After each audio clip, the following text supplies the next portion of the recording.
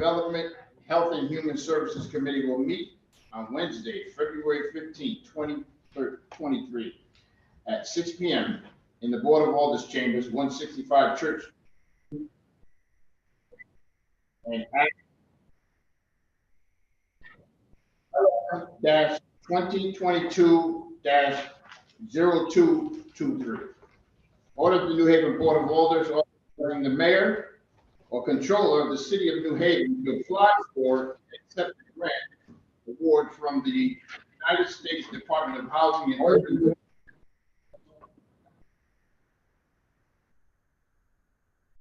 Home Investment Partnership, Home Investment Partnership Program, Rescue Plan, Home, HOME, ARP, funding amount of $4,852,875. Yeah.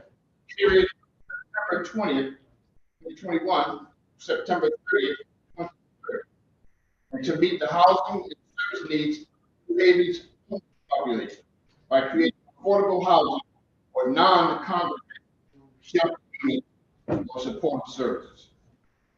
This item is on file and available for public inspection. Legislative 165 Church Street, New Haven. Honorable Darrell J. Brackeen, Honorable Frank Dunn, chairs. Attest, Honorable Michael Smart.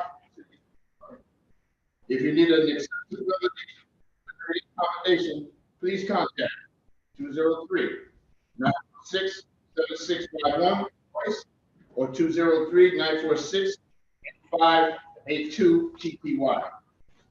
In accordance with the City of New Haven COVID-19 requirements, all attendees must wear masks. Public may send comments to public testimony at newhavencity.gov. At this time, we'll talk about the housekeeping rules. Each testimony will be allowed 2 minutes to speak. Try not to go over, but we will clock you. So at this time, I'd like to introduce my colleagues, starting from my right. Please mention your affiliation with the South Dakota Ward 18 Community Development. Sarah Miller, Ward 14, Health and Human Services.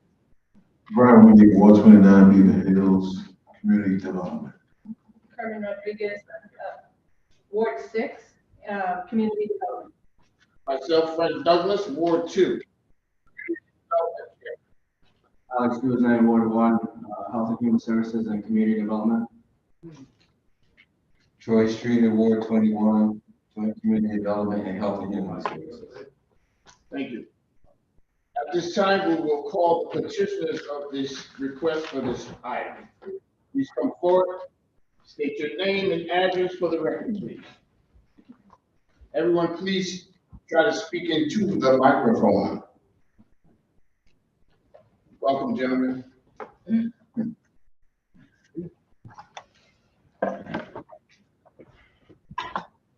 your case. Maple Law, 115 Main Street, Maple, Connecticut. Carlos Sosa Lombardo, 54 Cooper Street, Cooper Place, I'm sorry, New Haven, Connecticut. Nicole Lambert, 18 Tremont Street, 6401, Boston, Massachusetts.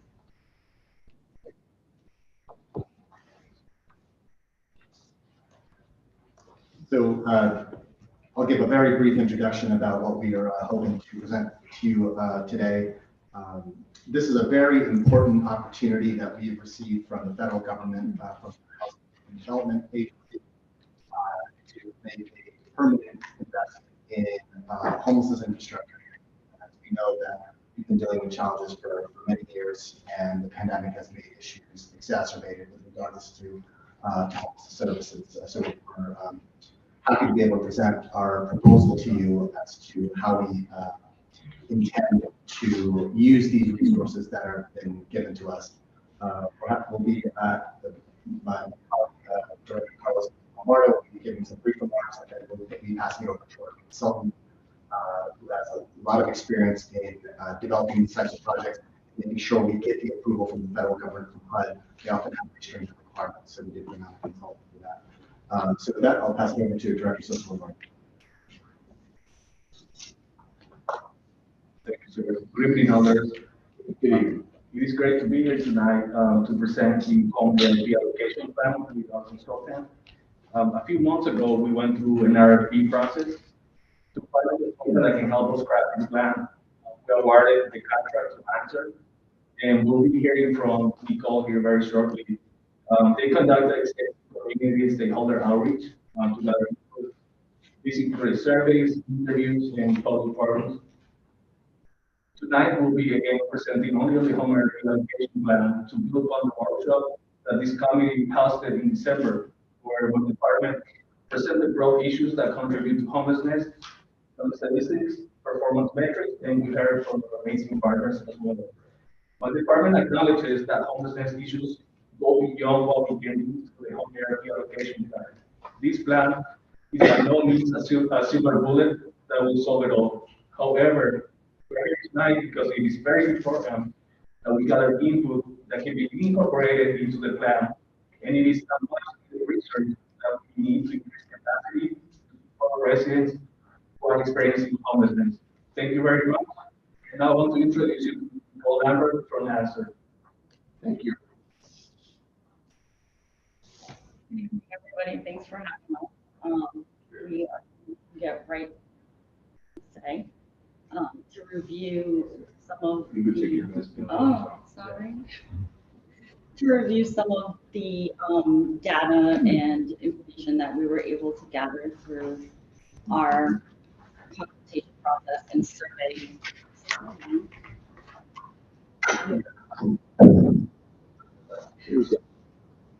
Testing. Can you guys? This one here. There we go. Okay, so we are going to go over the data we're able to compile through consultation processes and surveys out to the providers and also feedback from the general public. We held, as Carlos mentioned, we did hold 2 public forums yesterday at the library. And we did have quite a few people stop by who are in the system and are users of the system. So what I'll do is I'm just going to get right into the presentation here. And so just a quick overview of the American Rescue Plan. I'm trying to figure out. We're working. It's getting a little slow. So the American Rescue Plan provided $5 billion to assist individuals or households who are homeless or at risk of becoming homeless and other vulnerable populations. And that, providing housing, rental assistance, supportive services, and other non-congregate shelter options to reduce homelessness and to increase housing stability on those most vulnerable populations. Funds will be administered through the Department of Housing and Urban Development, similar to their Home Investment Partnership Program. The City of New Haven was allocated $4.8 million in home ARPA funding, and those funds are to provide homelessness assistance and supportive services through a variety of eligible activities. So HUD has set forth the guidance on what these funds can be used for and who those qualifying populations are. So the approved activities under this funding is development and support of affordable housing. So these funds can be used to construct affordable housing units. Tenant-based rental assistance is another approved activity underneath this grant funding, and provision of supportive services is also an allowable activity, as well as acquisition and development of non-congregate shelter units. So those are the approved HUD categories. And then their approved qualifying populations are those sheltered and unsheltered homeless. Those currently housed at risk of homelessness, those who are fleeing or including domestic violence or trafficking, and households at the greatest risk of housing instability or currently in unstable housing situation. So HUD requires that us as a consultant do some one-on-one consultations with the community group and other service providers in the city of New Haven. So we did have a meeting with the Continuum of Care, Balance of State Continuum of Care. And I don't know if all of you are aware of the Continuum of Care set in place to address these issues with the most vulnerable populations and kind of keep them out of being in an unstable housing situation.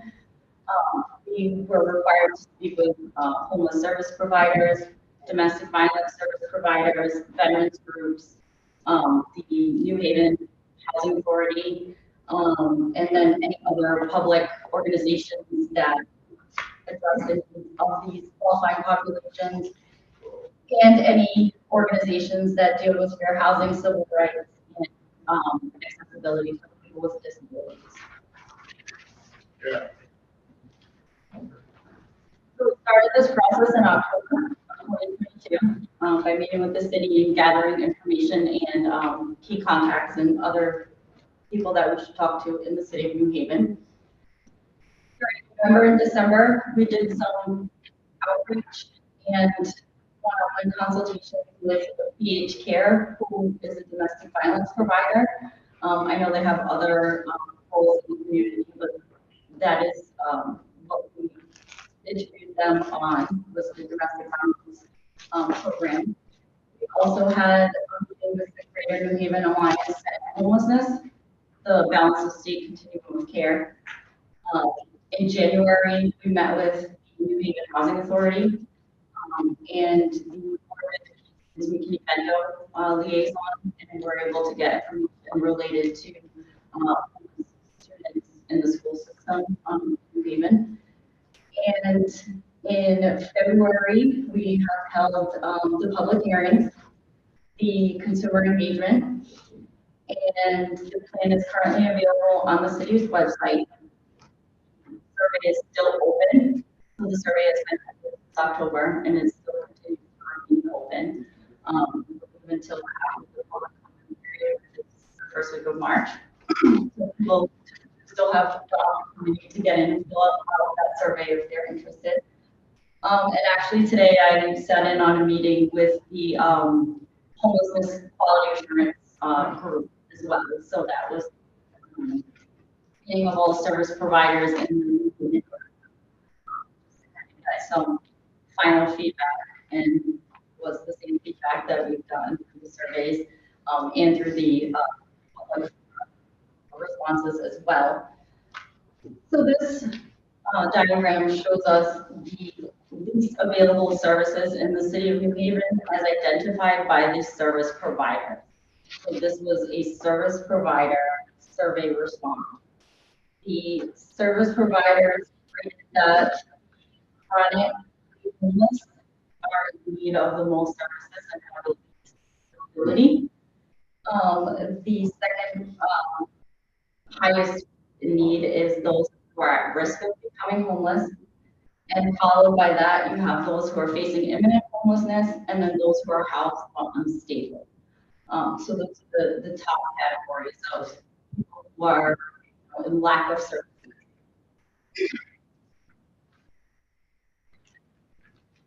And then through the consultation and survey process, we identified the following barriers, challenges, and gaps.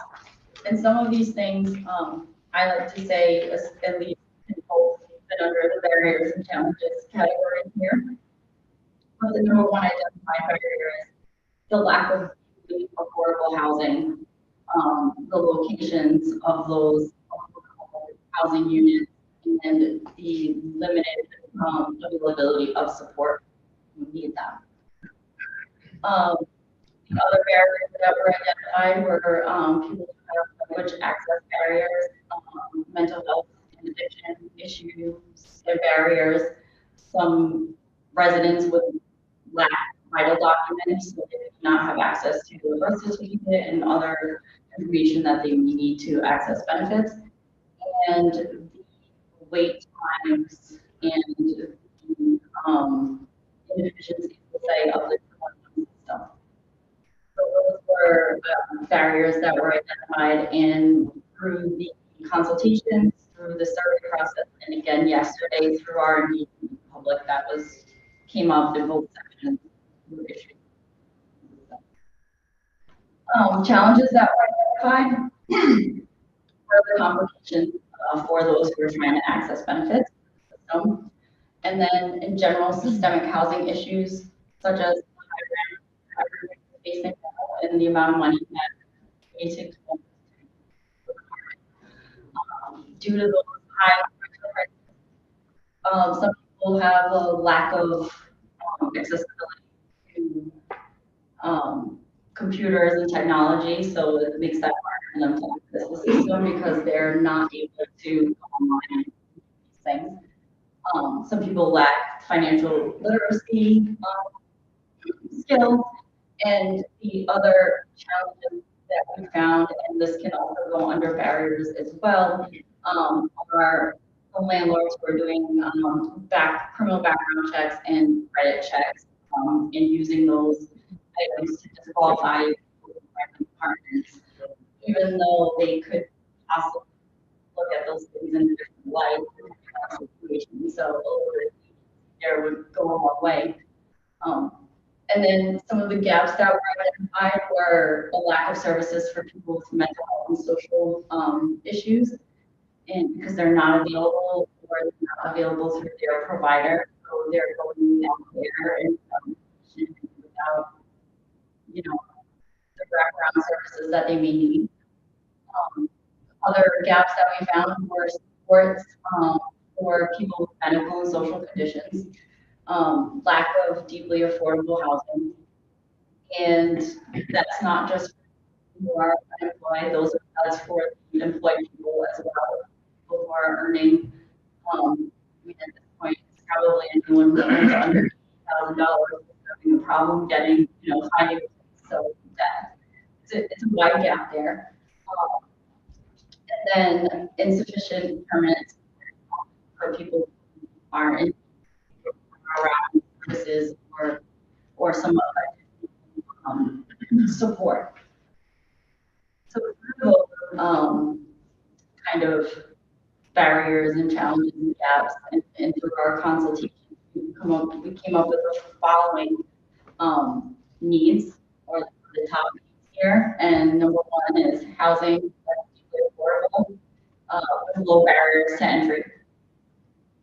Long-term care for people who suffer from multiple chronic conditions, so that not only mental health but also physical health issues. Seamless access to support for people who have a history of illness, who do have medical or social needs. A uniform system from the Department of Social Services related to how to contact to access resources. Additional addiction and mental health intervention services, and improving access to caseworkers and or hiring additional caseworkers who can provide more support to people who need services. I think that is a challenge in this time.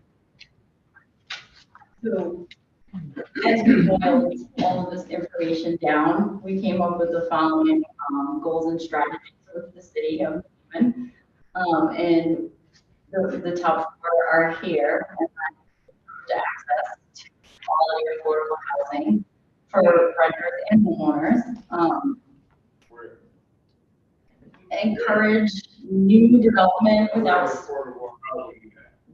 spurring displacement. So again, assisting with development, but also making sure that long-term residents are not being displaced because one, they either can't afford to live here anymore, or that there are no housing options for them. So just making sure that the fabric of the neighborhood continues to transpire. We want to make sure that that no one is being, dislocated because of development that they can afford to live in. Increasing access to high quality affordable housing. So again, not only affordable housing, but also. Excuse me, Sure.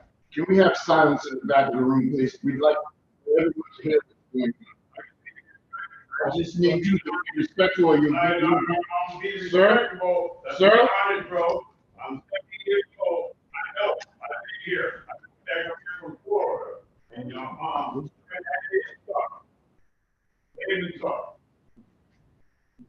Billy Brown yeah, here. all right. Then tell me the truth. Don't tell me, why am I begging for housing?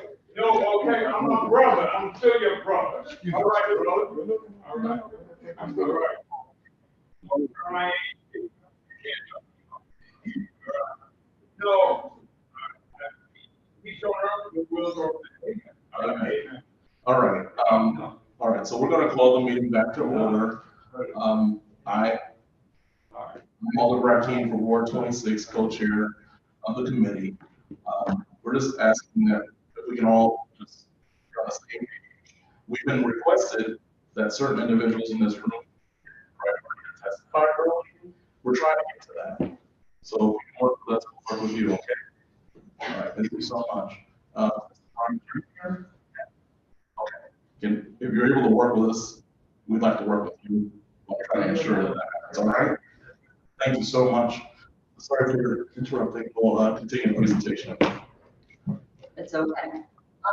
So again, ensuring affordable, quality, and safe and sanitary housing is accessible for existing, new, and prospective residents in New Haven. And through those goals and strategies, the city has decided to prioritize the following activities, which is providing funding to increase the supply of housing options available and affordable to the most vulnerable populations, so deeply affordable housing units, and expanding supportive services to help those vulnerable populations access housing and remain stably housed. So those are the two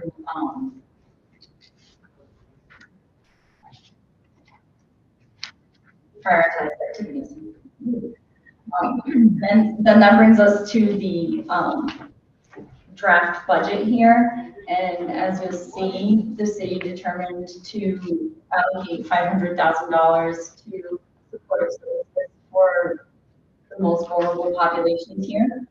And then elected to allocate $4 million of those funds, of that $4.8 million, towards the development of affordable rental housing, deeply affordable rental housing, and then the additional $350,000, which is 7%, which is less than half of what the HUD allowable limit is, will be used for administration and planning, and most of that funding will actually be used once the dollars are released for development, and the city has to manage reporting and outreach and that kind of stuff. So that's really where the bulk of those funds will go.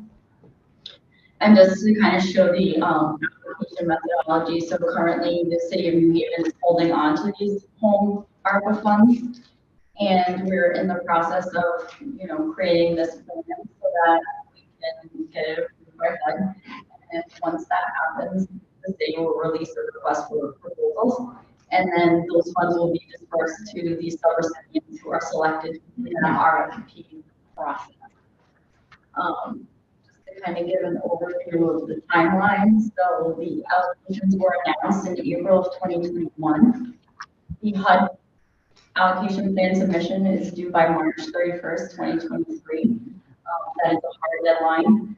Because the funds have been out there for a couple of years, so they want everybody to get to spending. And the funds must be fully expended by September 30th, 2030. So there is a time there to get these funds spent.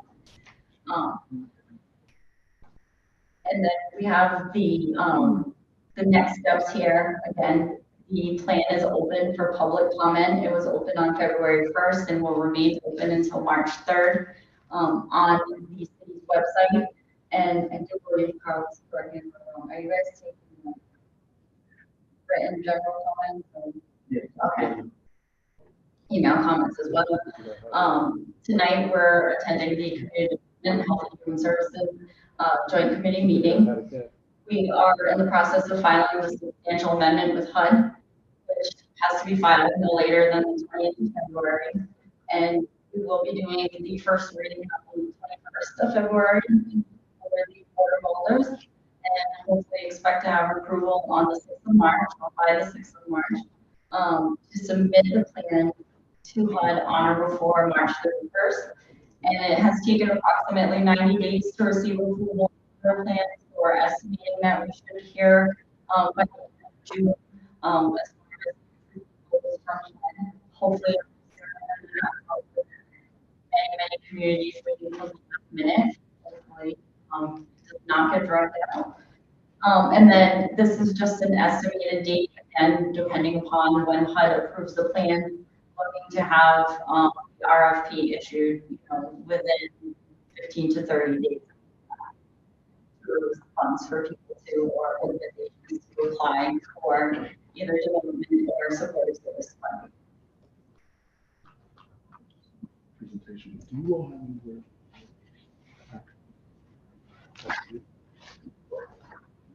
Right. Thank you so much for the presentation. We're going to do something a bit unconventional. Already did. We're going to do something different. We haven't done this in the history of this joint meeting ever.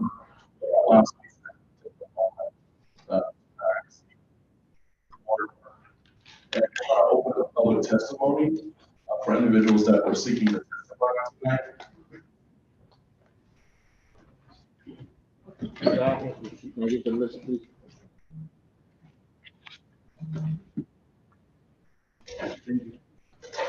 Thank you so much.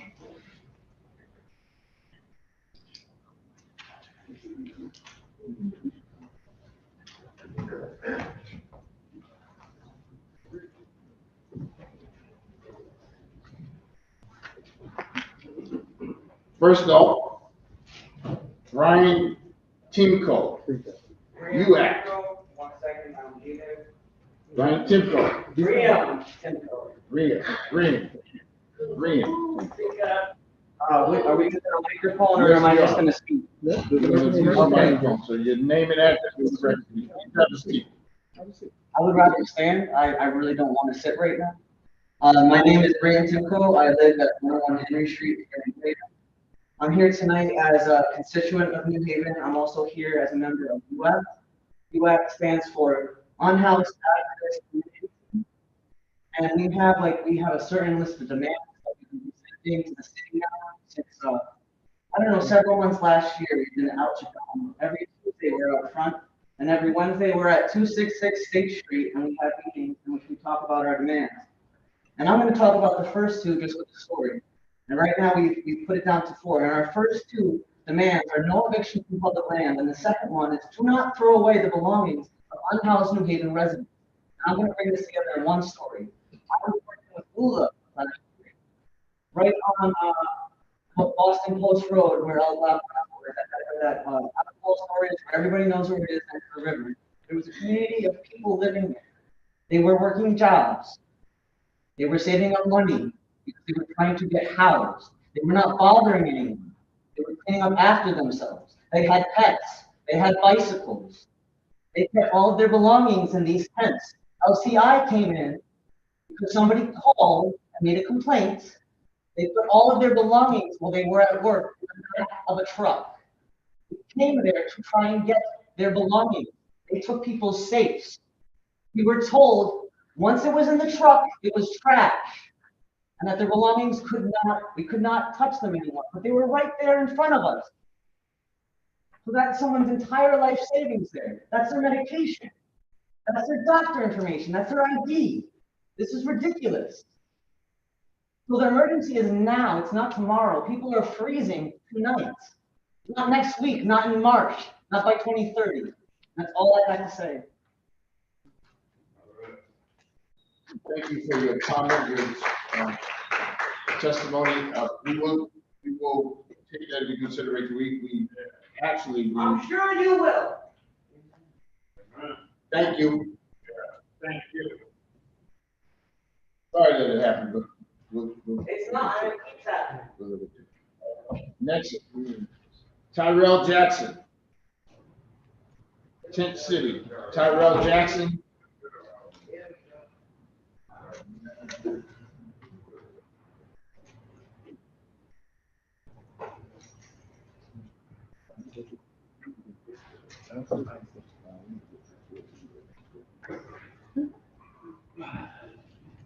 Please state your name for the record. My name is Tyrell Jackson. I am acting leader and political representative for Tent City West on Boulevard, and also a member of BoA. What I have to say is, I want to start by giving you guys a couple of things. So, this winter, a member of Tent City was on Boulevard panhandling. We had communities, churches, church leaders, groups that come by and drop us off food. One morning they came by and they gave me an ultimatum. Church gave me an ultimatum. She said, I see any more members of Tent City standing on the street panhandling for money, I'm not going to give them any food or supplies.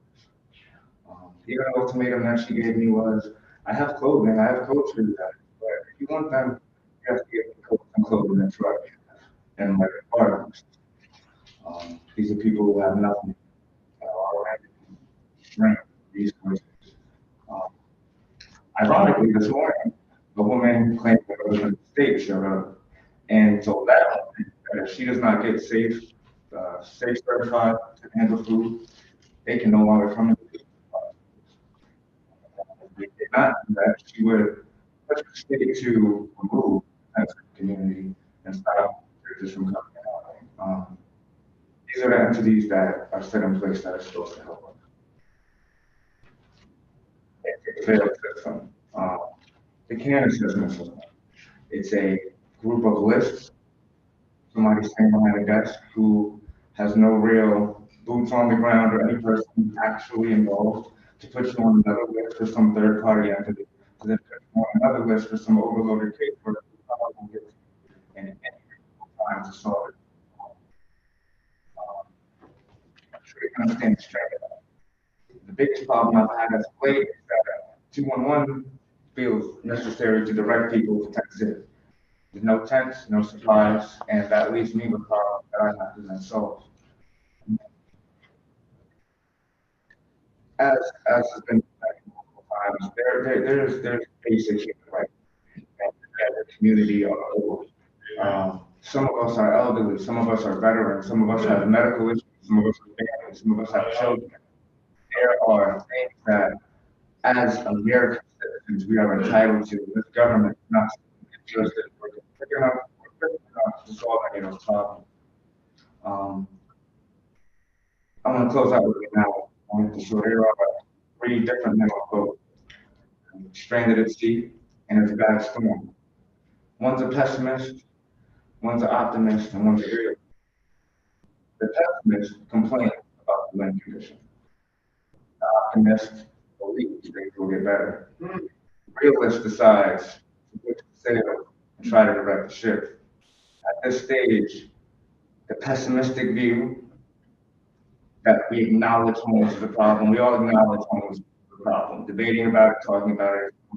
The optimistic view that we can pray, hope, and kumbaya and hope that it will get better isn't working either. We shall overcome, not plan for how to overcome.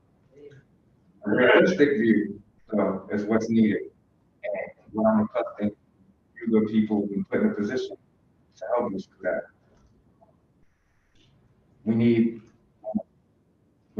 fast action. The emergency is tonight for me and my. While most of you, no disrespect to you guys, while most of you guys get to go to your nice houses and your nice cars, go see your families. Lieutenant, it's still winter time now. My problem's tonight. Thank you. Thank you very much, Mr.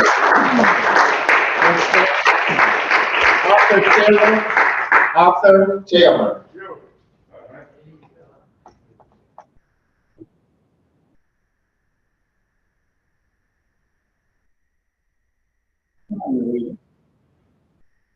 I left here something about. Name and address, or name for the record, please. Your name.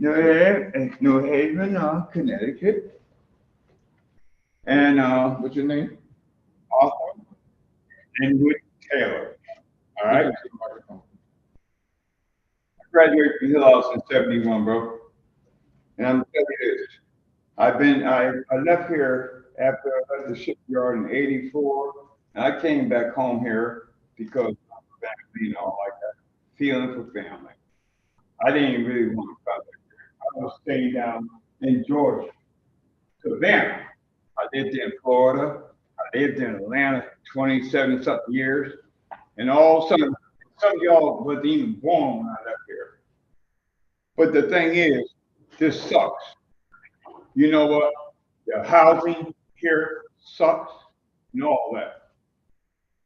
But I put in an application. I'm 70 years old. I got paid for people with disability and all this, all that. They've been places before. Man, 7 years. I work for mine. I get retired, man. That little subsidy I get, I can still work and make money because I'm still healthy. God bless my soul. But I'm telling you this, what I see here happening here is an atrocity. It's very disrespectful. But y'all don't care about the homeless, because you know what? It seems like y'all is like Scrooge said. Scrooge said, y'all that fat caterpillar that's sitting up on that green leaf and looking down at your brother perishing in the dust. Look at all these people dying, bad health, because you know, most of the homeless brothers and sisters, they can't go to the hospital. They don't have health insurance like I got. Yeah, so I'm telling you this, that's sad. And this is America. I met Rosa DeLaura when she came down here to the desk, and she said, Arthur, call my number. If you don't think things are right, if you think I'm lying, I'm not flying. Now, you all want to be all this and all that because you think you got it made? Excuse me. The same thing that happened over there in Turkey can happen to you tomorrow. Don't underestimate God. I'm a child of God. And what you reap, you sow. If you don't sow it, your family will. No, ain't no. Yeah, ain't no chump. I'm looking at you serious. My brother's a doctor, Dr. Samuel Taylor. Look at him up. No, but I'm just saying it's wrong. It's wrong what you're doing. All right, I'm saying this. All right, my time ran out. All right, Mr. Postman. All right, all right, thank you. Thank you for listening. Thank you for listening. I was in North Carolina A&T. I'm an admin. You didn't march up on Woodward. I was in North Carolina A&T, bro. From fellowship. I'm an admin. North Carolina A&T. Yeah. Thank you. Thank you. You wasn't in Greensboro. Name and address for the record, please. Thank you for attending. Good evening, Alders. I'm Mary Guerrera, and I'm the Executive Director of Fellowship Place here in New Haven. Address is 441 Elm Street. Fellowship Place has been in operation for a little over 60 years. We provide housing, education support, employment support, day program, and homeless drop-in services for people struggling with mental illness or substance use disorders. Tonight I want to talk about the homeless clients that we're working with. We operate the Fellowship Inn. It's been in existence since the 1990s. We have traditionally called it a homeless drop-in program. Term that the city is using these days as navigation hub. So you may be familiar with that. The inn is open 7 days a week, And I just want to share some observations that we've made in the last couple of years. Attendance in has doubled and sometimes tripled in the last couple of years. There are some days when we are seeing up to 60 people a day. They are coming in for showers, laundry, meals, and sometimes case management. And there's really been a change in the homeless that come to see us. One of the biggest increases that we've noticed is the people that are coming from the old. So we're seeing people in their 60s and in their 70s who have been homeless for quite some time. These are individuals oftentimes that are struggling with mental health issues, but they also have other health issues, diabetes, heart disease, pulmonary issues, lung issues. And oftentimes they become homeless because they have been living with sometimes elderly parents who passed away. When the elderly parents passed away, they were evicted and ended up on the street. So these are very vulnerable individuals that need a lot of support, a lot of services. Another thing that we've noticed is that last couple of years, the majority of people who do succeed in getting housed get a housing voucher, which certainly helps with the rent. It makes the rent more affordable. But when we place very vulnerable people in apartment buildings with no support, no peers, they oftentimes fail.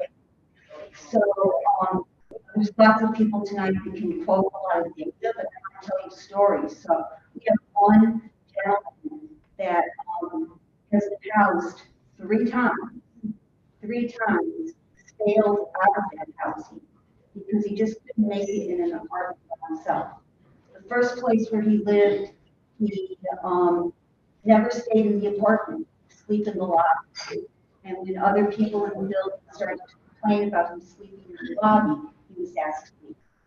The other two times, he just left and kept coming back to the inn. He was one of our repeaters. And we kept saying, you know, he had an apartment. It was beautiful. It was warm. You know, it was affordable. Why did he keep leaving? I was lonely. I missed my friends out on the street. So one of the solutions to this that I hope that you will consider is rather than just providing more rental vouchers and placing people in apartment buildings with no peers, with people who don't share their challenges and their challenges, to create more site-based housing. Our 4 apartment buildings that we operate are fantastic. They're affordable. Also, there's a real sense of community. Everybody who lives in the buildings has a similar history. Struggled with mental health problems. They've struggled with substance use problems. They've been homeless one time or another. So a real community develops. People support each other. They tolerate each other. They congratulate each other during good times, help each other during bad times. And I think we need more of that. People who are very, very vulnerable, like some of the people that we're seeing every day, need more than just, you know, hey, here's a voucher, good luck. They really need more support. And I think that with this wonderful opportunity that's been presented to us by HUD, we have an opportunity to create new site-based housing. And if people have the kinds of support that I'm talking about, it will be easier for them to get on the recovery track, stay on that recovery track, and perhaps even, you know, go to school or get a job, which we see all the time happening in the housing that we're providing. Thank you very much. I want to thank you for sticking to the request, the ask that we're talking about here. This meeting is for that specific reason, is to go after these funds that afforded to us by HUD. And we have a deadline, 31st of March. So I want to thank you for sticking to the subject.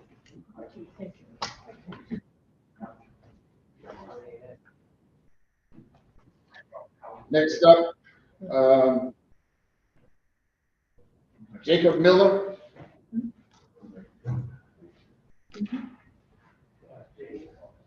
Folks, I just want you to understand that this $4 million that we're going for, we want the board to approve the application. So, and we do have to go by the guidelines for this money. There's 4 categories, and we read to you in the presentation. So let's try to stick to that, please. Thank you. I'm sorry. Jacob would like me to speak first. Part of what I have to say. And what's your name, bro? Mark Colville. Is it okay? Thank you. Name and address. My name is Mark Colville. 203 Rosette Street here in New Haven. Thank you. So I want to be very brief tonight, and all I want to do is address the number one, which I consider to be the most pressing demand that you have from the city at this present time, namely no evictions from public land. I just want to unpack that for a moment because I think it has deep implications for this funding and how it gets spent and how the service delivery changes or doesn't change here. We have some unanimity on the idea that we do need to change what we're doing. Previous speakers, I trust that, I believe that you listened to what they said, and I trust that you heard, the anger that's being expressed. So, I just want to address this. Okay, I'm not homeless. However, the neighborhood I live in, I would consider that I've spent the past 30 years of my life in Haven, surrounded by people who I would call unacknowledged neighbors. Okay, and those are people who are homeless. They're unacknowledged neighbors because they do not have a place. They do not have a home. They do not have a place to call their own. They don't have a piece of land. They don't have a place to do in private, which is what all of you and I take for granted. Okay. Not only that, but they're unacknowledged neighbors. As I say, they're unacknowledged neighbors because they don't have a place. Okay. That has implications across the board. When people are not granted legally sanctioned place to be, they are essentially denied the status of personhood of the state. I am almost quoting the UN Universal Declaration of Human Rights.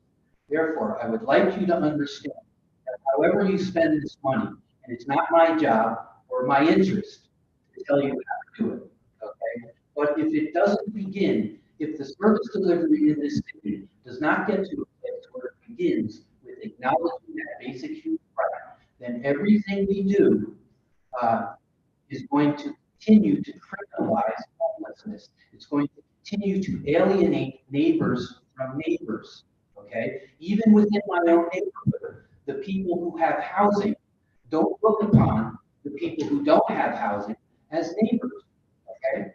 Why? Because the city doesn't. The city considers that if you don't have a bed tonight to sleep in, that you don't belong in a neighborhood. You belong in a shelter. Okay? This has to change. We have unacknowledged neighbors. And frankly, being a neighbor in the Hill for all these years, I realized, forget about homelessness for a minute. Forget about the experience of these good people here for a minute.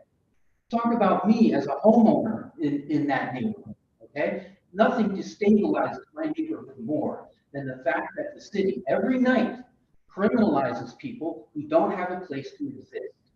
Okay, that needs to change. And specifically, when it comes to this kind of funding that's coming in, again, emergency money, everything, because people don't have an acknowledged place to exist, everything we do for homelessness, temporary and emergency.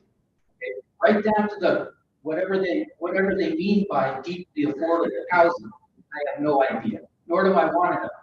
Okay, but as others are going to test, well, we'll get to that later. But I don't want to take too much time. But I just wanted to hammer home this point. And what I mean by that, how does that translate into policy? First of all, it translates into policy by designating one or probably several pieces of land in the city where people have a right to build their own private space. Okay, and then the policy that you all come up with and the funding that that is your job to allocate and spend. Okay, it gets formed around that. Okay, in other words, it's time that we stopped pulling people off the street and putting them somewhere. And frankly, the shelter system, while it's very nice, people are very nice.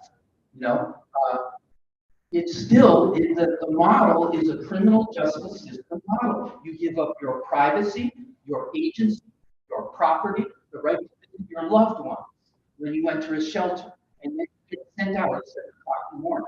And then when you try, the last thing, okay? Suppose I could ask everybody at this table and everybody in this room, and I think we would all agree on two things. Housing, if I ask you, housing, is it a human right? Then yes. If I said, is healthcare a human right? You'd say yes. If I asked you, is there enough healthcare in the country? Everybody have it? No. Everybody have housing? No. What do you do when you don't have healthcare?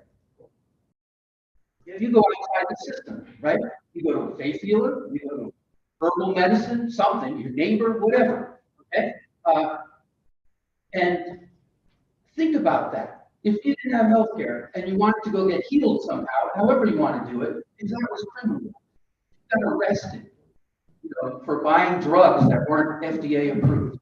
Okay? That is essentially what we're doing every night to people who are home. When Terrell, who just testified eloquently, when he goes and sets up his tent over there by the river, he is a criminal. Okay? When you don't have health care, you go outside the system to get it, that's fine. But with housing, I guess it's because they're poor, they're criminals. Okay? And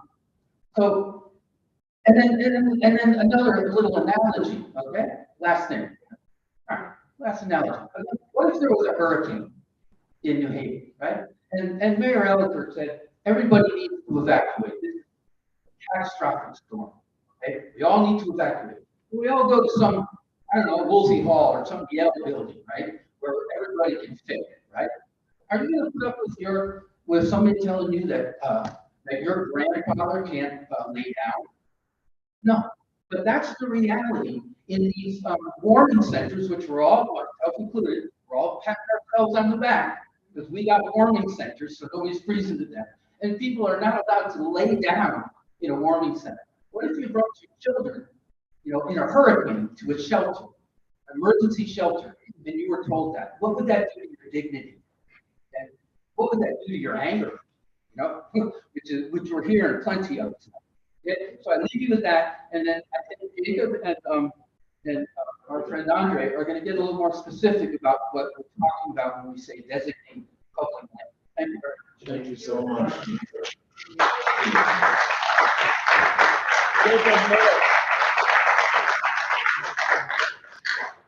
Name and address for the record, please.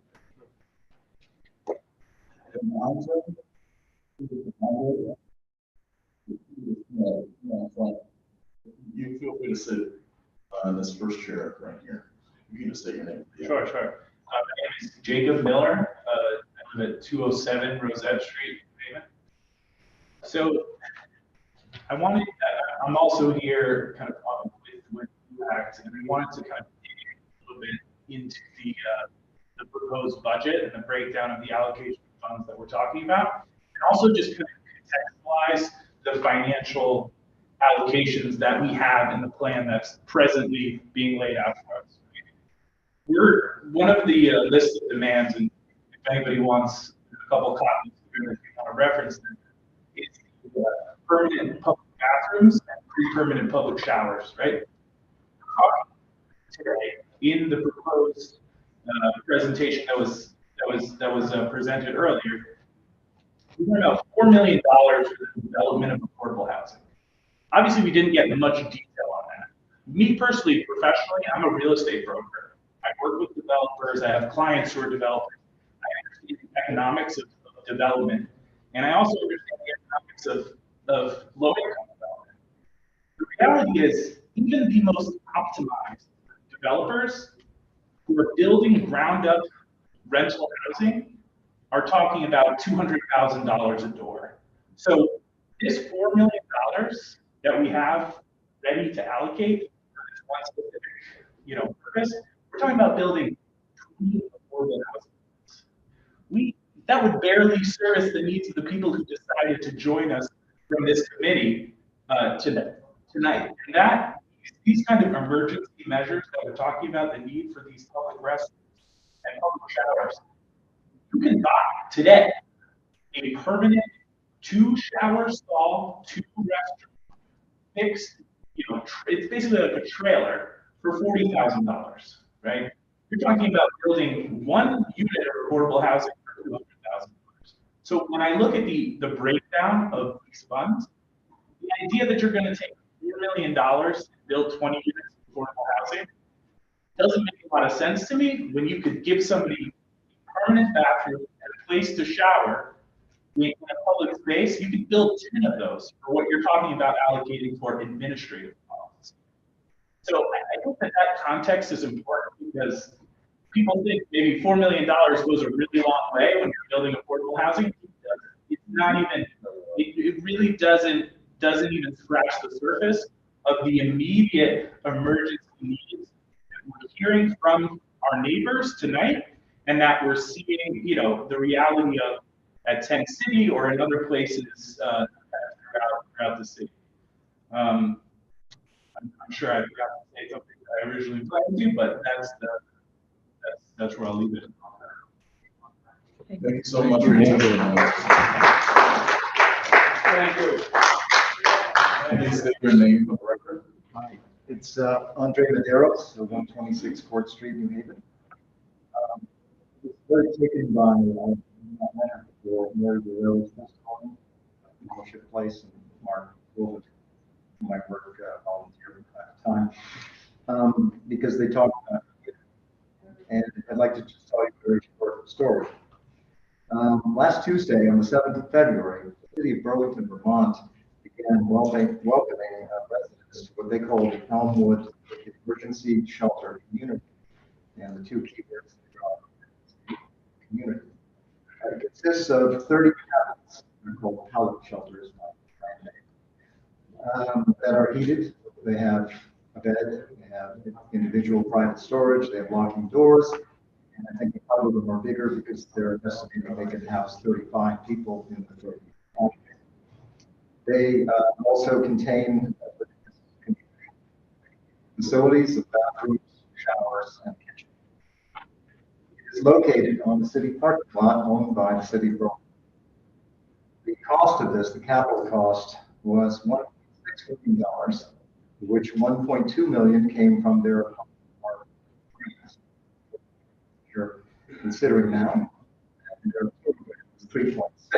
So that tells us that they are not on one spot on the roulette wheel, as it were.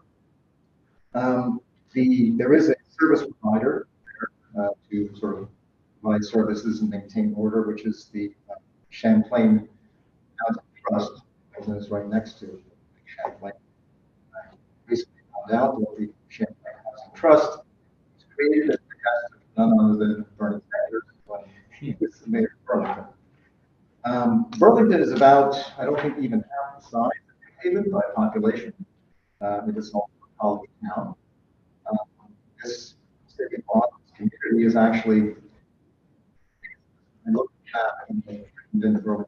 It's about 8 to 10 blocks from the University of Vermont. So we could just visualize cross campus at block radius. Imagine a community here that might be like that.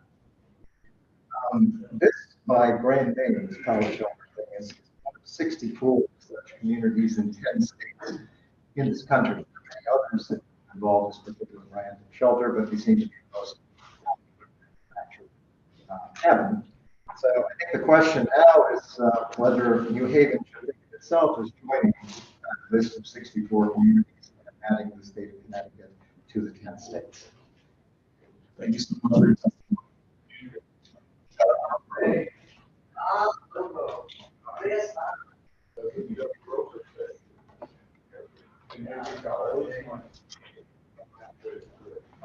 Please state your name for the record. Hi, my name is John Jairo Lugo, and 276 Huntington Street, New Haven, Connecticut. I'm here in support of BoA and the lead organizer for Unidad. I just want to tell you a story. I'm here because I'm in pain for the friend dying on Saturday. My friend was Victor Vivar. Victor Vivar used to live, he was a homeless person, but he used to live behind like 30 Orange Street. And I think Brian Inco, he mentioned it, the incident that happened 2 years ago. So the city was living there in peace. Actually, the city came and crushed everything in his tent. He crushed his cat, he crushed his papers, they crushed his savings, and they dumped everything. We tried to do something, basically they threatened us to send us to jail or the police on us. Then he was forced to find a different place, and he was living in under the bridge on Lamberton by the boulevard. And Saturday, we believe he was killed. The police would there was an accident by the tree. You still see his piece of brain and blood on the railroad right now. It's over there. Victor was forced to live on the streets because the city criminalized poverty in New Haven. They don't invest in our people. And another example that I want to put it there, and I feel like this is a criminal behavior because, as Mark Colville mentioned, housing is a human right. It's not something that you choose to provide. It's a human right. And I say there's a human right and there's a criminal actions from the city, but they cannot provide for our homeless people. While 20 years ago, Peter Chapman, you guys said that a building on 433 Chapel Street. And until today, he promised that he was going to develop that building and he was going to create 18 units. And nothing is happening to that building, while we have people living on the street. We started organizing homeless people in our immigrant community because since the pandemic, a lot of people illegally, they got forced from their houses. Now they are dying on the streets in New Haven. And this is a city with a lot of money. You just spend a few $1 million and, security cameras to surveillance the poor people in New Haven, because that's the only thing you're going to do with those cameras.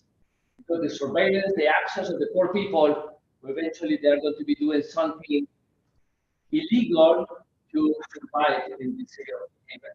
So I echo the demands from BoA, and I hope you can do something better than what you have been doing until today. Thank you very much.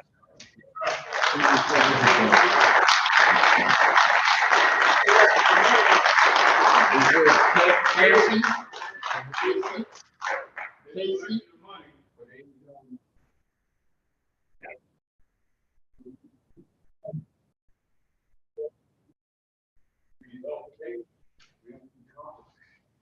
Hi, Hi, my name is Casey Name and Meir. address for the record, please. My name is Casey Meir, 266 Street. How are you guys Speak right into doing? the mic. My name is Casey Meir. I go to 266 State Street. How are you guys doing?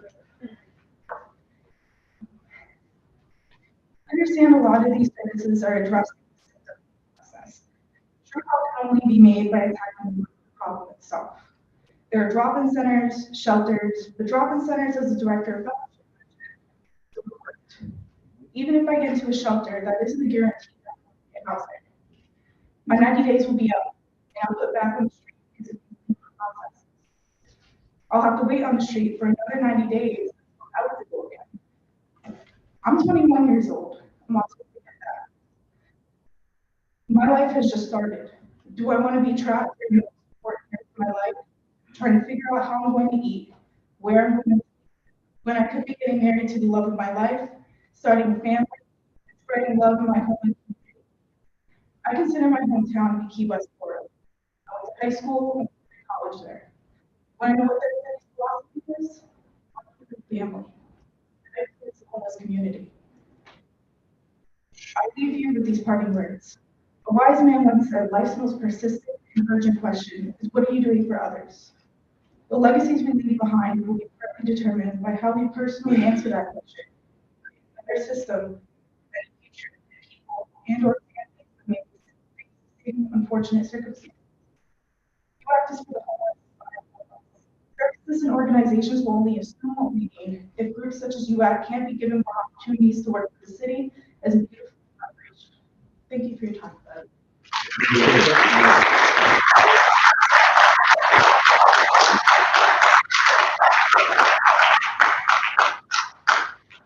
Bill, Art.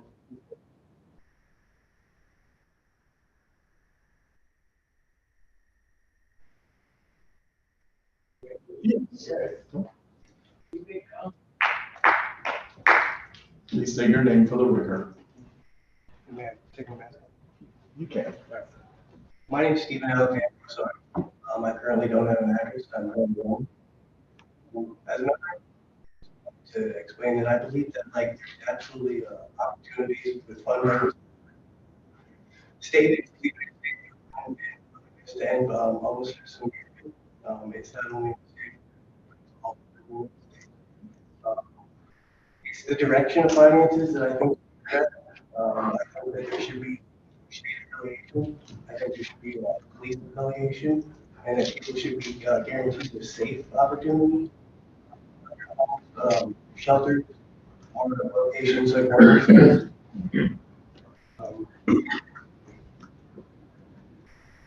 Okay.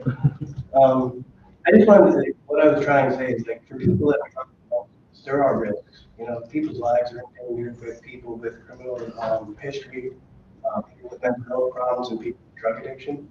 Then there's the individuals that may not have those problems, and they're looked at with conflict in a situation where it's if you're capable of doing it yourself, if you don't have a problem, then you walk away or struggle. I think different people, even people here today at the table, possibly struggle with business, possibly know exactly what I mean with the criminal abuse or the threats against you or your family members or your loved ones. It should be addressed. You know, I think, like I said, it's the shelter should be owned by the state. I think the building should be owned by the state, and I think that there should be opportunities of police approach no matter what. It's like an effort that needs to be owned. Finances are available and donations can take place every day or occasionally in the state. I also know that like church groups have no conflict with donations towards building, especially with tax references that take place. It's easy to make a donation to a shelter service or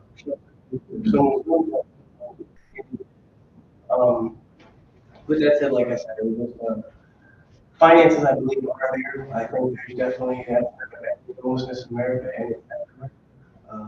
I just hope that it's as funds are received that we're to, you know, individuals and even in like you know the program groups of like sexual housing, sometimes you know individuals can look at criminal histories, many times look past and addressed.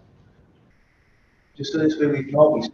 And like what was said, with people receiving boundaries and going into like different public housing or like different residents or residents like her, you know, there are risks not only for the people that are there, as people that have reached achievement in their lives and workmanship and that it's the vulnerable person, possibly the people that have reached that success. Not the people that are really giving the opportunity to voucher for places that they're choosing to live there. Like I said, just maybe a little bit more of a legal assessment of the individuals that are receiving assistance or. Thank you so much. Good job. Thank you very much.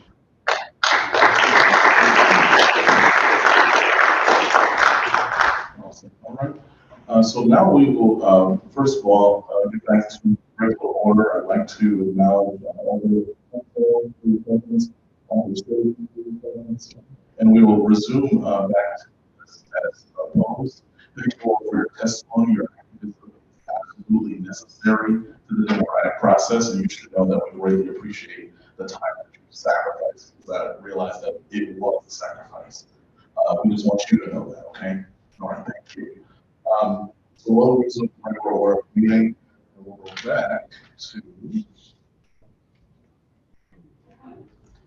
Steve Werlin from Desk.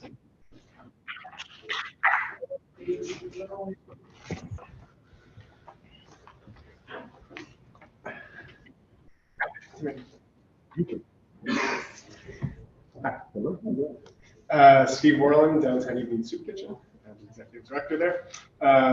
Actually, before I start, I just want to thank UAC members for being here. I mean, this was incredible. Very excited and inspired to see what they're doing. And I'll just say too that I mean, I agree with everything that they put forward here. And although I don't mention in my statement that I prepared, I mean, the public restrooms and the public showers are particularly important. That happen.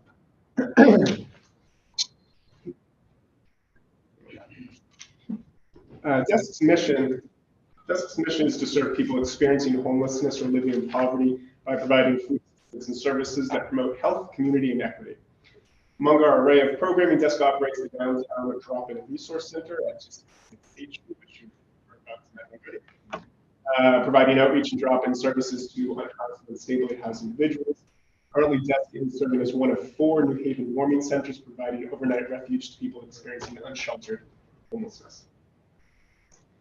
New Haven, like so many other cities across our country, is in the midst of a homelessness and housing crisis. Last year, my organization alone served more than 900 people at our drop-in center. Our warming center, meanwhile, has served almost 500 individuals just since we opened late November. In Greater New Haven, we currently have 623 people on the by name list, that people whose homelessness status has been verified. And that doesn't include those whose homelessness status has not been verified. Additionally, we have about 100, well, we have exactly 138 people who have been matched to housing vouchers, but not yet in house. In other words, we have a lot of residents who are actively experiencing homelessness, and a lot of people who are moving around but can't find a place to live. Under the proposed $4.8 million in RP funding, the city of New Haven intends to spend $4 million on affordable housing development and more than $500,000 on support services, as you've heard already. Based on the current state, I'd like to offer up 4 recommendations to refine this proposal. First, of the $4 million proposed, I recommend that $1 million is reallocated to the development of non-congregate shelter, a separate allowable expense under home ARP. In all areas of public service, the COVID-19 pandemic has taught us valuable lessons, and homelessness services are no different. In 2020, New Haven, along with our partners across the state, moved quickly to decompress our congregate shelters into hotel concepts, like most of you know. This provided a more appropriate setting for people to move beyond homelessness, giving them private space, more freedom, and the ability to address recovery and mental health needs more fully, while helping them to reduce the stigma and fear associated with congregate shelter. Non-congregate shelter, that is private individual rooms, enables couples to stay together and allows for individuals to keep their pets abroad, both of which pose barriers to shelter currently. Non-congregate shelter is recognized as a best practice which, by the way, is precisely why it has to be included as an allowable expense as part of home ownership. But despite this best practice, New Haven currently offers no non-congregate shelter option for most individuals. Moreover, New Haven is in desperate need of more shelter space just altogether. We just don't have enough. With reduced capacity of overflow shelter, closing of ESMS's Grandad shelter, we're down 110 shelter beds this winter compared to pre-pandemic level. Pick up the slack in New Haven. Desk, as you know, is partnering with several other organizations, Columbus Rock Ministries, the 180 Center in Barrack and Zion Church, as well as Columbus has Camden, to offer 140 or so spots in the with the all over on a regular basis. As one of the operators of these Mormon centers, will be the very first to admit that this is a very poor substitute for actual real shelter. Warming centers do not have showers, they do not have beds, they do not have lockers. They are simply rooms for people to not freeze to death, period. Our emergency response system is overwhelmed and needs more shelter space.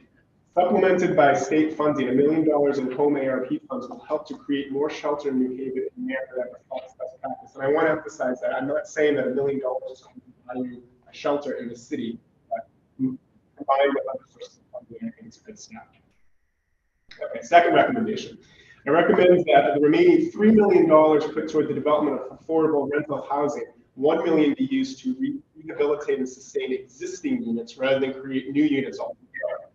The current housing stock in units need to be renovated to ensure that they are in compliance with high quality standards. Sustaining existing units will also help ensure that affordable housing units can be brought online and built quickly, so as to alleviate the overwhelming number of people accessing emergency services like warming centers right now.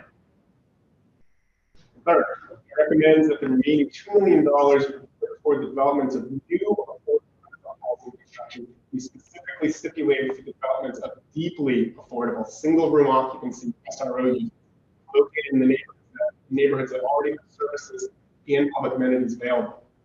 Conservative estimate cost of a newly constructed 800 square foot one-bedroom unit around $218,000 per unit, meaning that $2 million is only going to get you about 9 units.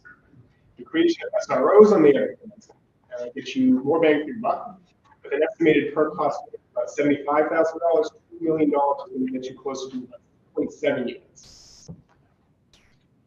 In addition, SROs offer an important alternative option for people with extra needs, many of whom have experienced long-term chronic homelessness, might struggle to maintain a full property. This is actually what Mary from Fellowship. At Desk, we see a lot of people who have gotten housed only to wind up back out on the streets here, in part because of the difficulties posed by independent living. And just yesterday, actually, I was walking home from work and I met someone who had spent months out on Chapel asking for money. He had been housed, and 6 months later, he was back out on the street. And when I asked him why, he said, I couldn't do that. So the stability within housing is important, important piece as well. There was. Chronic homelessness is a traumatic experience. Dedicated SROs and communal complex offer an important alternative to scattered site 1 or 2 bedroom apartments, especially support services available on site. Which brings me to my fourth suggestion. I recommend that, to the extent that the home ARP funding allows, the $500,000 proposed in support of services include flexible funds that would enable service providers to offer immediate assistance to get people housed. Such uses would include prevention funds to cover backgrounds, immediate short-term funding to cover immediate costs like security deposit and first month's rent, and moving and furnishing costs as well. When it comes to exiting homelessness, there is no one path and it's rarely a straight line, especially when the process is buttressed with complex funding streams. Providers need the flexibility in their support services provision to ensure that they can offer the right kind of help at the right time. I recommend that this flexibility is explicitly stipulated in the allowable uses of home ARP support service funding when the city RFPs is out to non-profit contractors. Thank you. Thank you. I'll submit this as a written testimony as well, so we get this nice little table that I put together comparing the funds that are outlined in the draft. We have a question. Miller? Thank you, Mr. Chair. Your proposal on, I'm sorry, Alderman Miller. I'm going to call this meeting to a recess. Do I hear a second? All in favor, please. Say aye. Opposed, abstention.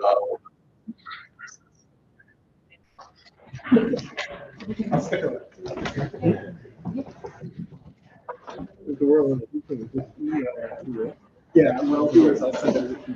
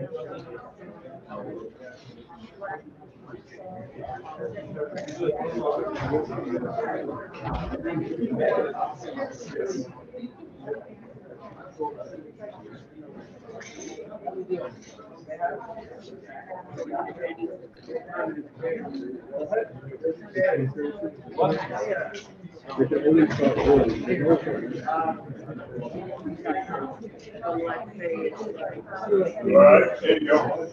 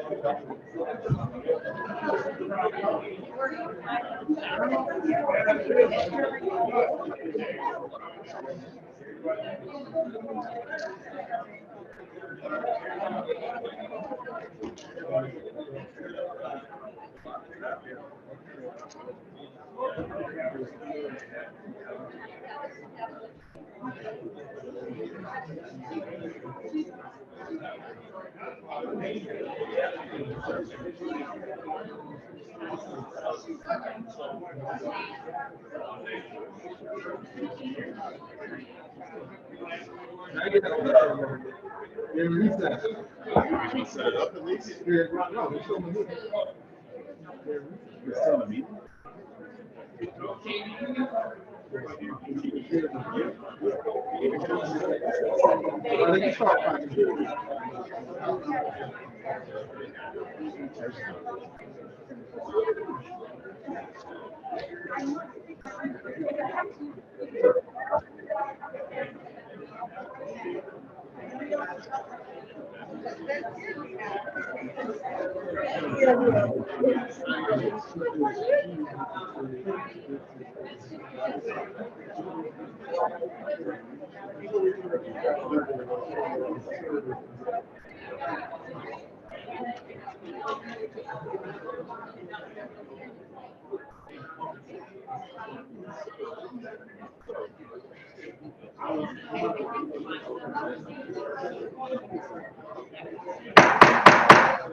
Call the meeting back into order, please. Everyone have to take a seat.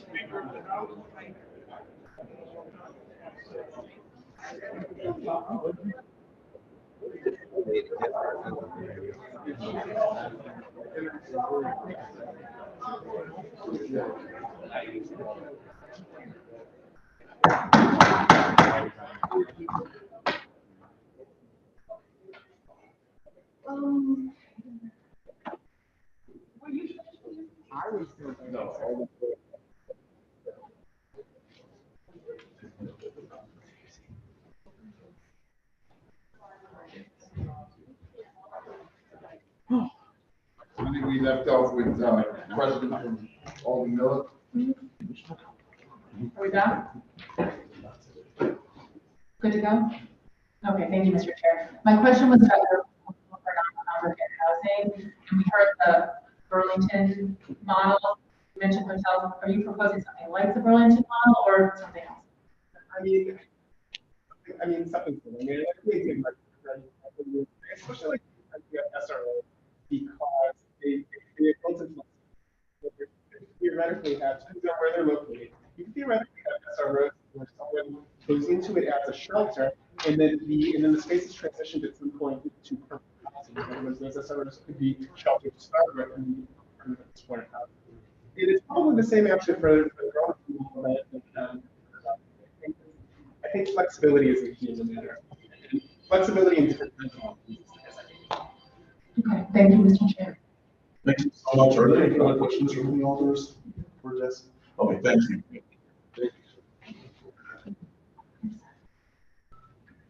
Jim Kelly. Jim Kelly. I ask that you keep it to 3 minutes. 30 shorter. Oh, right. Shorter. Thank you, and thank you for the pronunciation. Jim Pettinelli with Liberty Community Services. We have been a nonprofit working in New England for over 30 years. We started as one of the first responders to HIV, and we expanded our work. We currently provide homeless and housing services through Greater New Haven. I'm going to keep my comments really brief. I think that I will be supporting primarily what Steve outlined.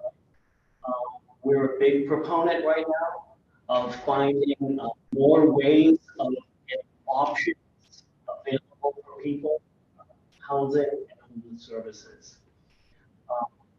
We will, as an alliance, the Alliance to End Homelessness, will probably be submitting testimony that will be following the outline that Steve support services that is flexible and will allow us to support the work that we're currently doing.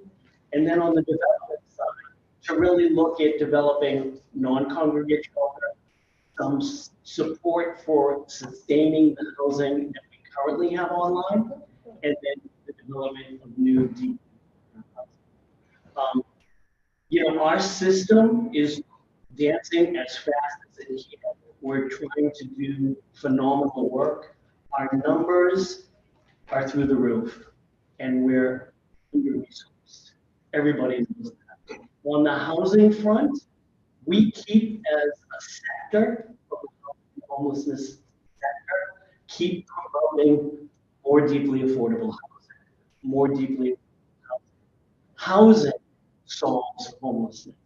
And don't ever forget, housing is healthcare. So we're just going to keep speaking that, and it's not just an Alder issue, a city issue, a state issue, a federal issue. It is an all of us issue.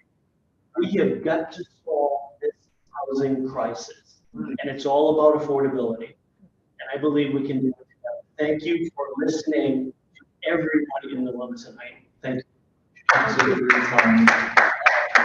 First acknowledge Walter Frodo has joined us, our deputy majority leader. All of and Margaret Middleton. Margaret Middleton. Please please state your name and address for the record. You have 3 minutes. Good evening. My name is Margaret Middleton. I'm the CEO. I'm also here as co-chair of the Greater New Haven Regional Alliance to End Homelessness. You guys are familiar with Columbus House. I'll just tell you very short. We do serve just more of this. Yeah. We do serve just under 3,000 rural households experiencing homelessness across 4 counties in Connecticut. I'd really like to talk to you tonight about how we could best use this money, as other people have testified. This is not really a lot of money when it comes to housing. We support the state. I wanted to talk to you about the request for $1 million to allocate towards non-shelter. At this point in time, Columbus House is the only shelter given to individuals experiencing homelessness. As Steve mentioned, we're never 110 shelter beds in the city during the winter time because of the decompression of our shelter at Columbus House and the closing of the ESMS shelter.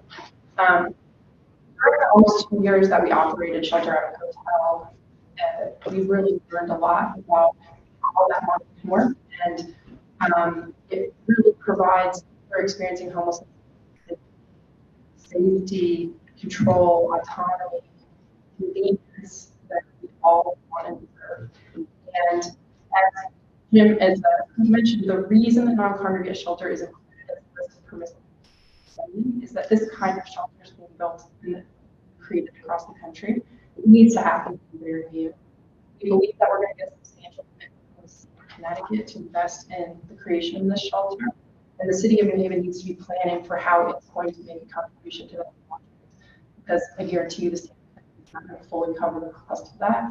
And you guys are going to want to put the ribbon cutting, you're going to want to see what it looks like we have a city that really honors the dignity of people when we're giving the shelter.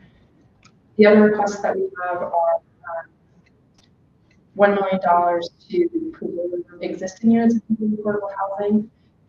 This is particularly relevant for entities like Columbus House, nonprofits, and operate units, because the operating hours don't actually cover their facilities repairs. And so preserving the affordable housing is really important. One that really would fall off the map is as important as Steve mentioned, we would advocate that the city specifically about the creation of units, to the extent that you're going to try to units with this limited amount of funding, that you try to maximize that by creating micro units. It's another way we've discussed units are small in size. It's something that we learned operating the shelter out of the hotel was that people are in spaces that, like in our middle class existences, we might consider small, and people were pretty happy and have gotten an apartment and want to stay up.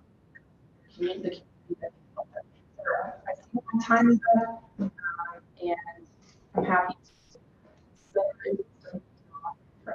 Thank you so much for your time. Thank you for your time. Stephen Lassard. Stephen Lassard. Stephen Lassard.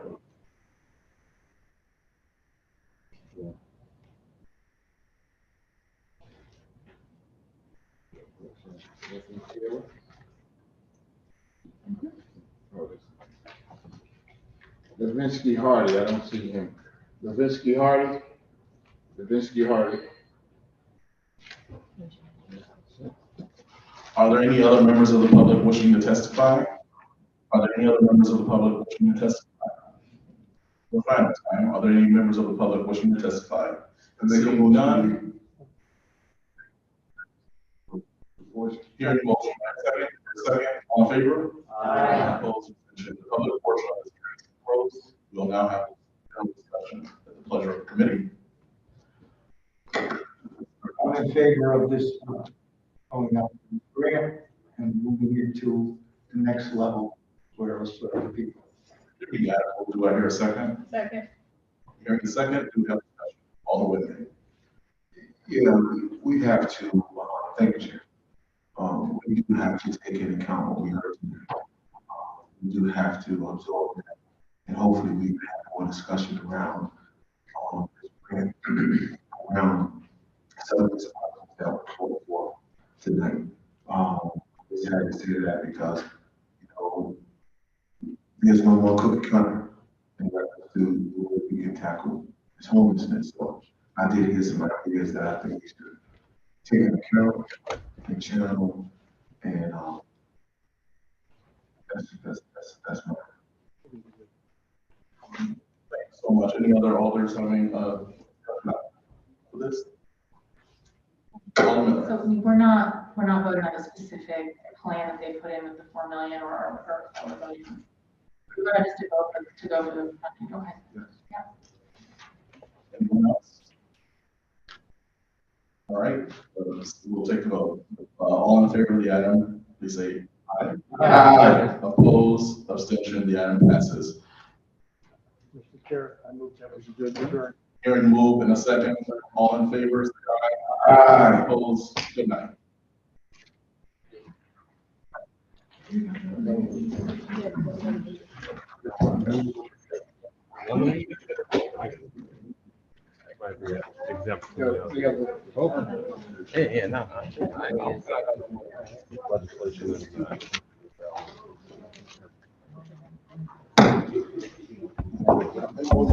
I don't know.